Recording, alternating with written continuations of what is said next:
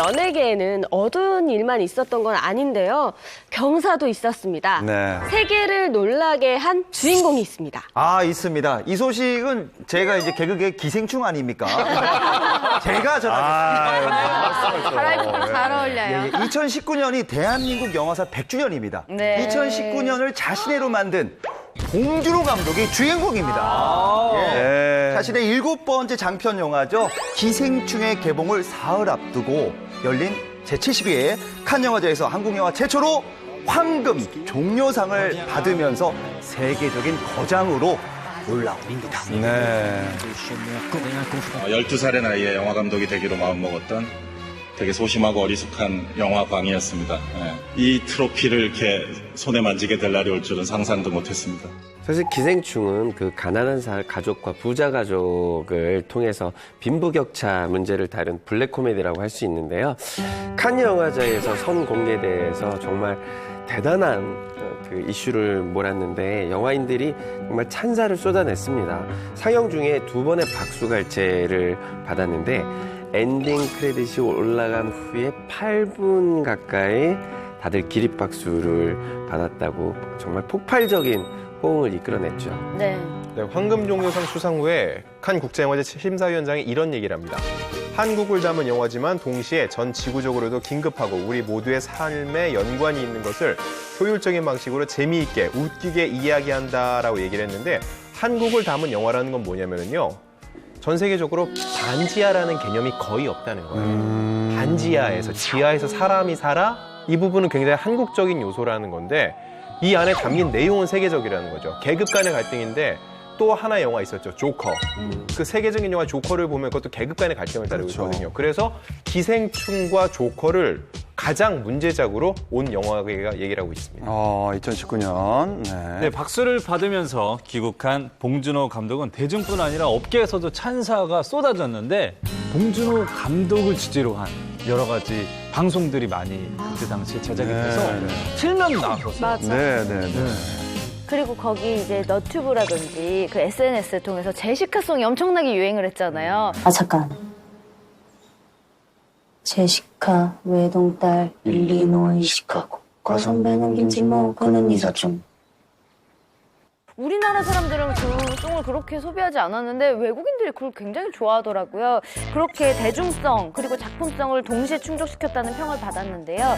대중들은 이 기생충이 워낙에 이제 또 봉준호 감독이 봉테일로 유명하다 보니까 그 영화 속에 곳곳에 배치되어 있는 뭐 아주 디테일한 그런 해석점들을 찾아가는 재미도 있다고 하면서 N차 관람을 굉장히 많이 하기 시작했어요. 그래서 2번, 3번씩 같은 영화를 영화관에 가서 보는 거죠. 저도 2번 봤거든요. 그래서 덕분에 개봉 53일 차밖에 안 됐을 때 국내에서 이미 1000만 관객을 돌파했습니다. 그렇습니다. 예, 저도 2번 봤어요. 예. 여기양 씨는? 나 봤죠? 예. 너무 재밌게 봤죠. 국내에서 보셨어요? 국내에서 봤고, 네. 또 베트남 왔다 갔다 할 때 보면 거기에도 이제 걸려 있으니까. 베트남에도 걸려 있어요. 아, 그럼요. 거기 극장 이름이 그냥 그래요. 시네마 그대로 있어요. 아, 베트남에? 우리나라 그 기업이 진출한 거 아닌가요? 진출을 했죠. 그래서 복합 문화 영화 상영관으로 똑같이 시네마 그렇게 있어요. 그럼 한국 영화들이 많이 상영돼요? 상영되죠. 그러니까 베트남 분들이 이제 한국 영화나 드라마를 많이 볼 수밖에 없는 게 가족 문화예요. 똑같아요. 그렇죠. 앉아서 둘러 앉아서 퇴근해서 오면 같이 밥 먹고. 근데 이제 우리 삼겹살하고 밥하고 이제 그쪽에 이제 분짜 뭐 쌀국수 차림만 다르지 앉아서 밥 먹고 출근해서 저녁 때 들어오고 만나고 그게 똑같아요. 그러니까 이 한국하고 굉장히 이 비슷하구나. 이미지 공감이 되니까 이런 영화 그리고 또 거기가 빈부격차가 좀 우리나라가 훨씬 심하거든요. 네. 그러다 보니까 이제 거기에서 우리 옛날 표현으로는 뭐 가정부, 식모 그랬잖아요. 이제 거기에서는 아직 그게 있으니까 많으니까 특히 더 그 영화 보면서 공감을 하는 거죠. 기생충 보면서. 예.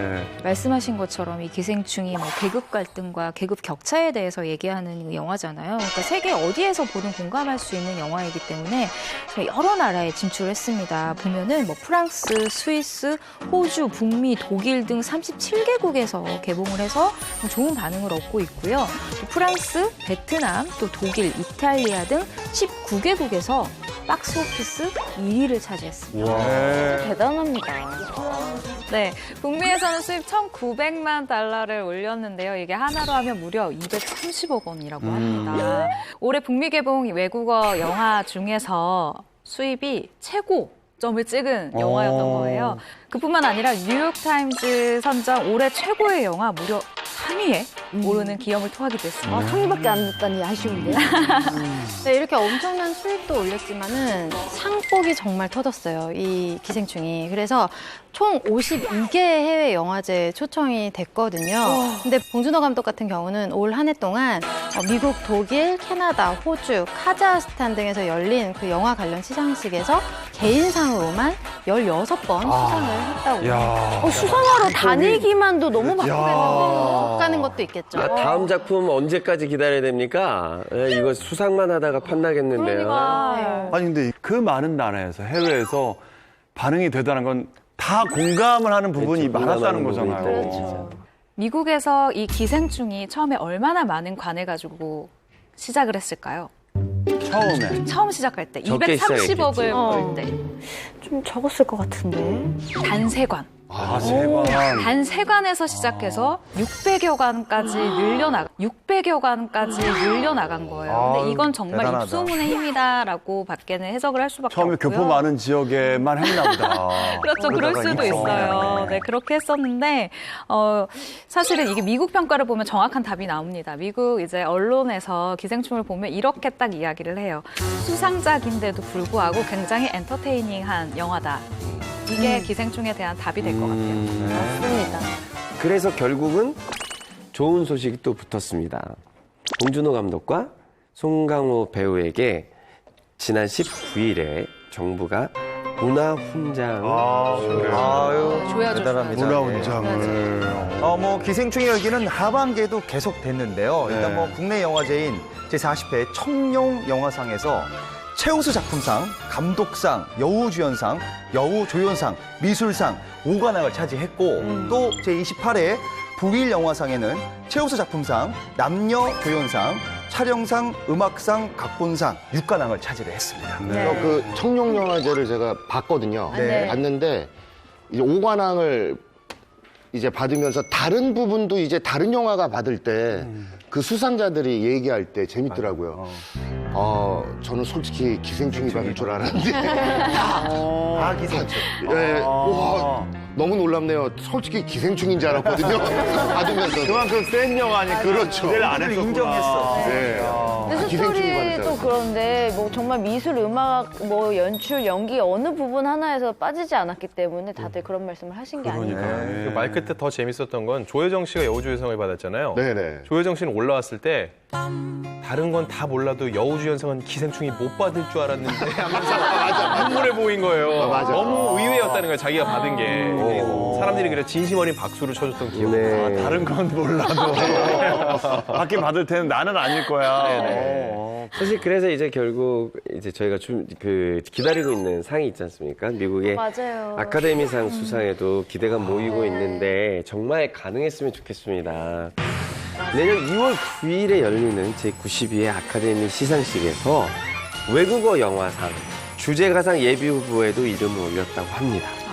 네, 사실 수상을 하지 않아도 저는 지금 이렇게 노미네이트 된 것만으로도 대단한 성과라고 생각을 해요.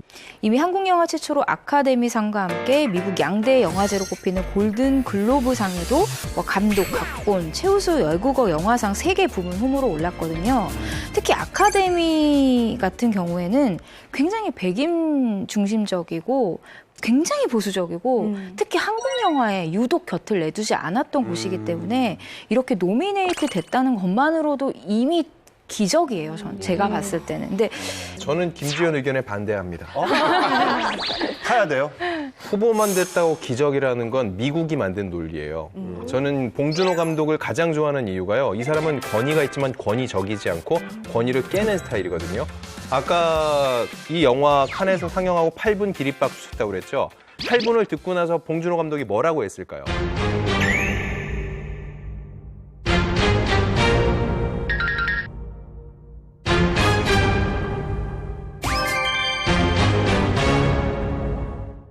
저는 봉준호 감독을 가장 좋아하는 이유가요. 이 사람은 권위가 있지만 권위적이지 않고 권위를 깨는 스타일이거든요. 아까 이 영화 칸에서 상영하고 8분 기립박수 쳤다고 그랬죠. 8분을 듣고 나서 봉준호 감독이 뭐라고 했을까요? 집으로 가라고? 배고프다. 집으로. 배고픕니다. 집에 갑시다.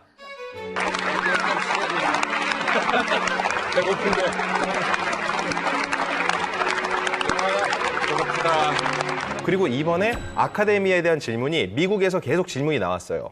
근데 그거에 대해서 본인이 뭐라고 얘기를 했냐면요.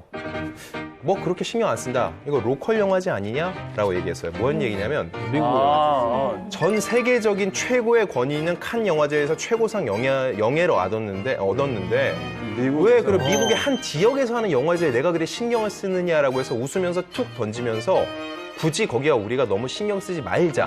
그들의 논리에 따라가지 말자라고 얘기를 했는데 너무 멋있는 거예요. 토탈하게 일부러. 그렇죠. 그리고 이번에 제가 아카데미 시상식 취재를 갈 겁니다. 현장에. 진짜로? 네, 가서 제가 우리 녹화는 어떻게 하고요? 피해서 갑니다. 다녀온 다음에 제가 그 현장에 생생한 수상 소식을 풍문에서만 단독 기대됩니다. 예. 진짜 꼭 알려주세요. 받을 겁니다. 안주영 기자님 그 보이는 거 아니야? 거기 아카데미 시상식에서? 제가요? 아니 막 훑다가 마치 전체 모든 사람들 사이에 기생충처럼 껴있는 분. 무섭겠다. 야.